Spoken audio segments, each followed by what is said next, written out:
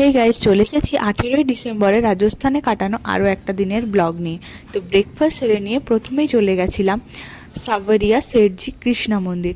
তখনও মন্দিরে কাজ চলছিল, কমপ্লিট হয়নি। রাজস্থানের ভৎসরা গ্রামে এক কিষান নাকি স্বপ্নে কৃষ্ণ ভগবানকে দেখতে পেয়েছিলেন। তিনি বলেছিলেন, বাগুন্ড নামে এক গ্রামে মাটির নিচে অনেক বছর ধরে বিশ্রাম নিচ্ছি, এবার আমাকে তুই বাইরে নিয়ে আয়। সেই স্বপ্ন দেখে গ্রামের সবাইকে জানাই। তো সেখানের মাটি খোঁড়া শুরু হয়। ওইখান থেকে শ্যামসুন্দরের 3টে মূর্তি বের হয়, যা 3টি আলাদা আলাদা জায়গায় স্থাপন করা হয়, বাগুন্ড, ভাতসরা। আর সেই কৃষাণ নিজের বাড়ি নিয়ে গেছিলেন একটা মূর্তি।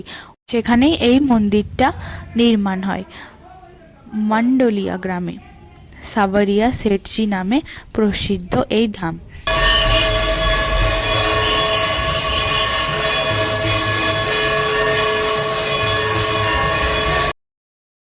তারপর মন্দির দর্শন করে আমরা বেরিয়ে পড়ি সেখান থেকে বেরিয়ে আমরা চলে যাচ্ছিলাম চিত্তরগড় ফোর্ট। তো আমরা চেপে গেছিলাম অটোতে। অটো করে আমরা যাচ্ছিলাম, অটোর পেছনে আমরা বসেছিলাম, আর সেটা খুব মজা হচ্ছিল। রাস্তাটা যেহেতু অনেক খাড়াই, তো অটোতে এত লোড নিচ্ছিল না, তাই এদেরকে অটো থেকে নামিয়ে দিয়েছে। দেখতে পাচ্ছ ওরা দুজন দৌড়ে দৌড়ে আসছে। তো ফাইনালি আমরা পৌঁছে গেছিলাম। প্রথমে ভিজিট করেছিলাম কুম্ভ প্যালেস। এটা ছিল রানীদের নাকি রুম, মানে ওই গাইড দাদা আমাদেরকে বলছিল সেই যুদ্ধে অনেক ধ্বংস হয়ে গেছিল, অনেক ক্ষতি হয়ে গেছিল। তো আমরা এখানে টুকটাক ফটো তুলছিলাম। তো সেখানে ভালো করে সব কিছু দেখে আমরা আবার সেখান থেকে বেরিয়ে পড়ি নেক্সট জায়গায় যাওয়ার জন্য। এরপর আমরা চলে গেছিলাম মীরাবাই মন্দির। এই মন্দিরে মীরাবাই নিজের জীবনের শেষটা কাটিয়েছিলেন। এটা হচ্ছে কুম্ভ শ্যাম মন্দির।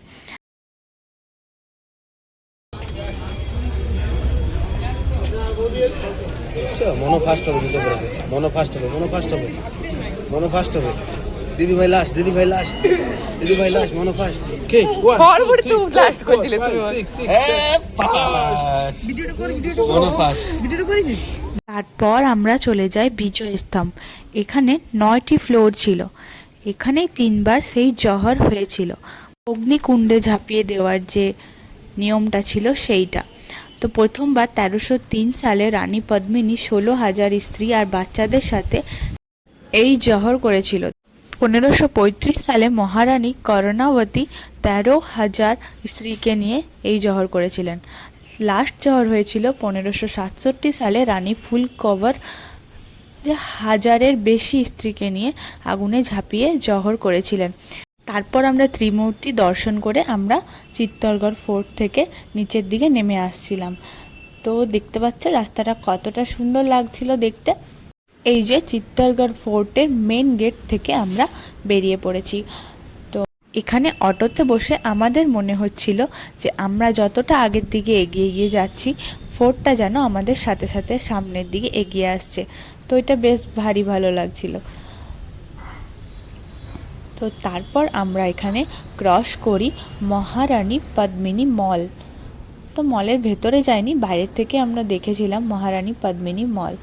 এখান থেকে বেরিয়েই প্রবীর কাকুরা আমাদের লাঞ্চ রেডি করে রেখে দিয়েছিল। বেরিয়েই আমরা লাঞ্চটা সেরে নিয়েছিলাম। লাঞ্চ সেরে আমরা উঠে পড়ি আবার বাসে। তো প্রায় সন্ধে হয়ে গেছিল আমাদের পুষ্কর পৌঁছাতে। পুষ্করের সেই দিনের রাতটা আমরা কাটিয়েছিলাম একটা রিসর্টে। রিসর্টটা ভারী সুন্দর ছিল, চলো দেখে নাও। তো ফাইনালি আমরা পৌঁছে গেছিলাম, আর এখানে এরা দুজন অনেকটা বড় ফাঁকা মাঠ পেয়ে দুজন খেলতে শুরু করেছে। এতটা রাস্তা জার্নি করে যে এসেছে, ওদের মধ্যে কোনো থোকানি নেই, ওরা খেলেই চলেছে, দুইজনেই সমান। তো রিসর্টটা খুব সুন্দর ছিল। আমাদের ইচ্ছে হচ্ছিল একটা দিন যদি এই রিসর্টটায় স্টে করতে পারতাম তাহলে ভালো হতো। আমরা তো এই রিসর্টটাই জাস্ট 1 নাইট থেকেছিলাম আর সকালেই বেরিয়ে পড়েছিলাম।